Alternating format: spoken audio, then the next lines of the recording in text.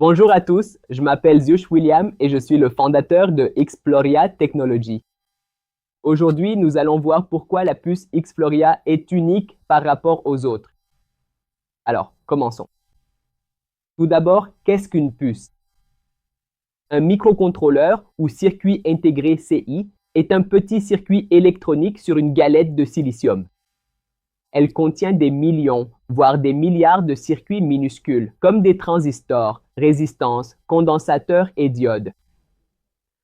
Quels sont les composants de base d'une puce? Les transistors, le composant le plus important. Les transistors servent d'interrupteurs ou d'amplificateurs. Les puces modernes peuvent avoir des milliards de transistors. Les résistances et condensateurs contrôlent et stockent le courant. Les diodes permettent au courant de circuler dans un seul sens. Le câblage des couches de métal ultra fines comme l'aluminium ou le cuivre relie tous les composants. Le logiciel joue-t-il un rôle ou non? La puce n'est pas un logiciel informatique, mais elle contient une architecture de jeu d'instructions, appelée ISA, pour comprendre les différents ordres. Un programme, comme une appli ou un OS, est converti en code machine, exécuté par l'unité logique de la puce. Cela signifie que la puce est le matériel. Le logiciel est la commande qui s'exécute sur ce matériel. Comment sont fabriquées les puces? Le processus de fabrication. Le processus de fabrication étape par étape. Première étape de fabrication, la phase de conception. Les ingénieurs créent un plan de la puce et des connexions des transistors. Deuxième étape, la phase de fabrication, ou fab. Des milliards de transistors sont créés par photolithographie sur le silicium. Troisième étape, le dopage et la superposition. On utilise différents matériaux pour le dopage et les couches. Silicium, cuivre et couches diélectriques rendent la puce fonctionnelle. Quatrième et dernière étape, la phase d'encapsulation. La puce est placée dans un boîtier avec des broches et des contacts pour être montée sur une carte mère. Comment contrôle-t-on autant de fonctionnalités? Il y a différents blocs dans la puce, comme le cœur du CPU, l'ALU pour le calcul et la logique. Le bloc mémoire, le cache et les contrôleurs SRAM et DRAM. D'abord, les contrôleurs 2S, USB, Wi-Fi, Bluetooth, etc. L'unité graphique, le GPU. Unité spécialisée, cœur d'IA plus modem 5G. Tout cela est relié à un bus d'interconnexion. La puce décide, selon l'instruction, quelle fonction activer et quand. Type de puce classique. Microcontrôleur, MCU. Travail simple dans de petits appareils comme les lave-linges, l'IoT. Microprocesseur, CPU, tâches complexes dans les ordinateurs et mobiles. ASIC, circuit intégré spécifique, est conçu pour un but précis, comme pour le Bitcoin et les puces de minage. FPGA, puce programmable sur site, puce programmable ultérieurement. SoC, système sur puce. Le mobile a plusieurs CPU plus GPU plus modem, tout sur la même puce. D'où viennent les fonctions avancées? La technologie nanométrique.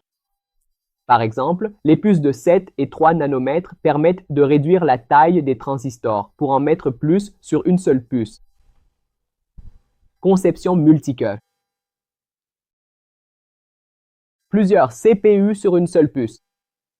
Accélération d'IA, unité spéciale comme le NPU, unité de traitement neuronal.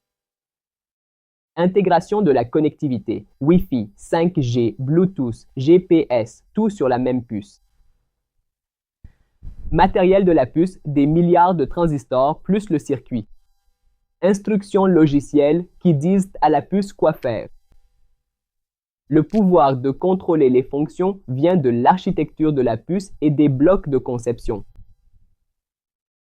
La base de la puce est le silicium. La puce est fabriquée sur une fine galette appelée wafer. Le wafer est fait de sable car le sable contient du silicium. D'abord, le silicium est extrait du sable.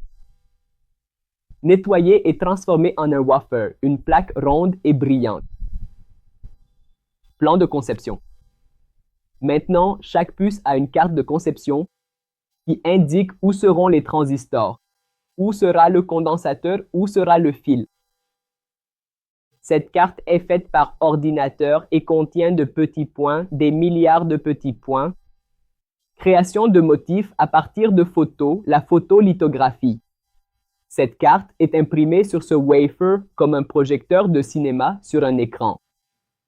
Mais ici, on utilise de la lumière UV et un masque. Là où la lumière tombe, une résine photosensible fond et forme un motif. Cela signifie qu'un motif apparaît couche par couche sur le wafer. Fabrication des transistors et des composants. Ensuite, différents matériaux sont ajoutés à ce motif. Du silicium dopé, des transistors comme des interrupteurs, du métal comme l'aluminium et le câblage en cuivre, de l'oxyde isolant, un matériau bloquant le courant. Tout cela est déposé ou gravé sur la plaquette par une machine. D'abord le motif, puis le matériau, puis le polissage. Ce processus est répété plus de 100 fois. À chaque fois, une nouvelle couche est ajoutée sur la plaquette, à l'échelle nanométrique. Dans les puces actuelles, un seul transistor est si petit que des milliards tiendraient sur le bout de votre ongle. Par exemple, sur une puce de 5 nanomètres, le transistor est plus petit que le virus du COVID. Couche de connexion. Un transistor seul ne peut rien faire. Ils doivent être connectés les uns aux autres. Pour cela, des couches de câblage métallique sont superposées. Imaginez que chaque étage d'un bâtiment ait des pièces différentes, mais des fils électriques les relient tous. Tout d'abord, comment sont fabriquées les puces d'aujourd'hui? Actuellement, les entreprises mondiales de fabrication de puces comme Qualcomm, Intel, AMD, Apple utilisent principalement un seul matériau appelé silicium. Le silicium est extrait du sable. Et après purification, on en fait une plaquette ronde et brillante. Des millions, voire des milliards de minuscules circuits électroniques et transistors sont fabriqués sur cette plaquette par photolithographie. La puissance de ces puces repose uniquement sur le silicium. Mais le silicium a aussi ses limites. Il ne supporte pas trop de chaleur, ne peut pas fonctionner à très haute vitesse et consomme parfois trop d'énergie. Alors, en quoi notre puce XPH Onsen Fusion Core est-elle unique? Notre puce n'est pas seulement basée sur le silicium, mais intègre de nouveaux matériaux inédits et des technologies innovantes. Le premier matériau utilisé dans la puce XPH 1100 est une couche de graphène. Le graphène est un matériau très résistant et ultra rapide. Il déplace les électrons 100 fois plus vite que le silicium. La couche de graphène nous offrira une commutation ultra rapide, ce qui signifie qu'elle peut passer d'un réseau à un autre en une seconde. Notre puce combinera une couche de graphène avec du silicium, améliorant le refroidissement et la vitesse. Deuxième matériau de la puce XPH 1100, le nitrure de gallium. Ces matériaux résistent mieux à la chaleur que le silicium. Cela signifie que notre puce fonctionne bien même par forte chaleur, comme les réseaux 6G, 5G, 7G et les serveurs d'IA. Cela produira plus de résultats avec moins d'énergie.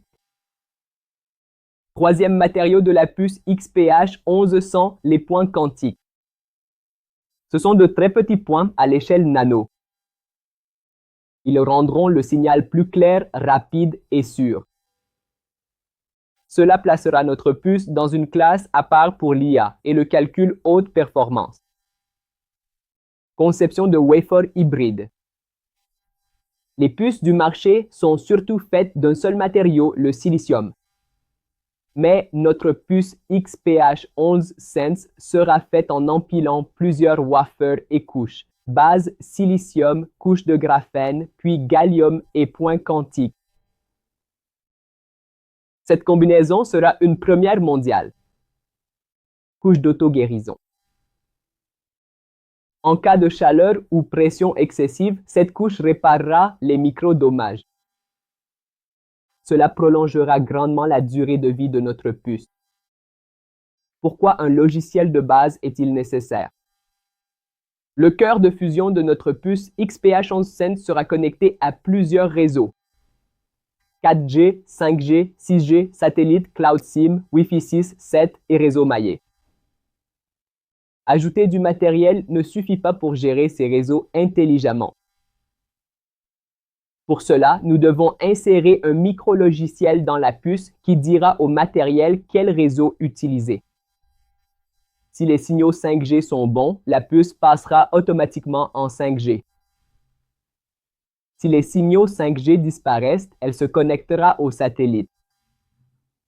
Si aucun signal n'est disponible, elle se connectera au cloud ou au réseau maillé. Où sera-t-il inséré? Ce logiciel sera stocké dans un petit bloc de mémoire.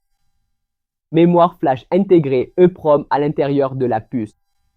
Une fois la puce prête, ce micro-logiciel est chargé par la machine de programmation. C'est comme après l'achat d'un téléphone mobile. Android ou iOS est déjà installé à l'intérieur. Comment sera-t-il inséré? Programmation de la machine. Partie bas de niveau. Écrit dans des langages comme C, C++ et l'assembleur. Il contrôle la puce, le capteur, l'unité radio et la logique de commutation. Partie haut niveau. Des langages comme Python, Java, Go peuvent être utilisés. Cela gérera les tâches de niveau utilisateur comme l'interface, les mises à jour d'API Cloud. Framework, RTOS, système d'exploitation en temps réel. Cela aidera la puce à effectuer les tâches les plus rapides et critiques, comme les commutations réseau en millisecondes. La couche IA/ML apprendra de ces données quel réseau fonctionne le mieux à quel endroit et prendra automatiquement des décisions intelligentes. Niveau avancé, quelle est la particularité? Les puces actuelles de sociétés comme Qualcomm, Intel, AMD, Mediatek se concentrent surtout sur un ou deux réseaux, comme le Wi-Fi, la 6G. Mais notre puce a un système pour gérer plus de 7 réseaux au même endroit. La particularité est que notre couche logicielle permet des connexions multi-réseaux simultanées. Si l'utilisateur le souhaite, il peut utiliser la vitesse combinée de 2 ou 3 réseaux en même temps. Si l'utilisateur le souhaite, il peut garder un réseau en secours et l'autre en urgence. C'est donc toute la particularité de la puce Xploria XPH 1000 Sense. C'est tout pour la vidéo d'aujourd'hui. Merci et merci beaucoup.